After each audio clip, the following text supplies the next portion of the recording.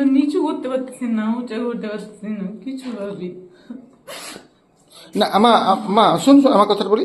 আমি বলি হাতটাকে নিচু করা যাচ্ছে না, না হাতটা উঁচু করলেও যেমন ব্যথা, নিচু করলেও তেমন ব্যথা? কোনোভাবে রাখতে পারতেছি না হাতটা, মানে প্রচন্ড ব্যথা করতেছে, কোনোভাবে রাখা যাচ্ছে না। হাতটা ব্যথাটা কবে থেকে হচ্ছে? ও তো 7-8 দিন থেকে অল্প অল্প বলছিল, কালকে থেকে বেশি। তো এর মধ্যে তারা ওষুধ কি খাওয়ালেন? কিছু ওষুধ খাইনি। অ্যালোপ্যাথিক ওষুধপত্র? কিছু খাওয়ানো হয়নি, কারণ কালকে রাত্রেবেলা খুব বেশি ব্যথা হয়েছিল। তো আজকে আমি ভাবছিলাম আপনাকে দেখাবো, তো খোঁজ নিয়ে এখানে আসলাম।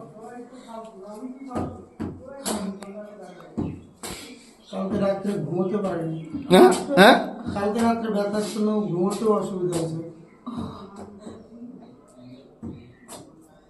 মানে একটা যে বই একটা যে এই হাতটা যে তুলবো সেটাও তুলতে পারবে না, কিচ্ছু তুলতে পারি না, এরকম হাতটা বেয়ার করতে পারি না, মানে কিচ্ছু না। মালিশ টালিশ করে দিয়েছিলাম। একটা জিনিসও তুলতে পারি না, বাটি পর্যন্ত তুলতে পারি না এই কি হাতটা। করে হলো মা, শুরুটা কি করে হলো? জানি না তো, হঠাৎ করে এরকম। আচ্ছা আচ্ছা আচ্ছা আচ্ছা আচ্ছা, আমি একটা ওষুধ খাওয়াচ্ছি, আমি 10 মিনিট ওয়েট করে তারপরে পাঠাচ্ছি। এখানে যে এই জায়গাটা এটা কমছে না, বাদ বাকিটা অনেকটাই মানে ফ্রি হয়ে গেছে, অনেকটা মানে 50% আর কি, অনেকটাই কমে গেছে। তো আমি তো বলছিলাম যে যদি ব্যথা কমে তাহলে শ্বশুর বাড়ি যাবে, আর যদি ব্যথা না কমে তাহলে স্যারের বাড়ি যাবে। তাহলে আজকে তাহলে কোথায় যাবে ঠিক করছো? না, আমার মেয়ে আছে তো একটা, মেয়ে কান্না করবে। আর মেয়ে দেখলে আমার কাছে থাকবে।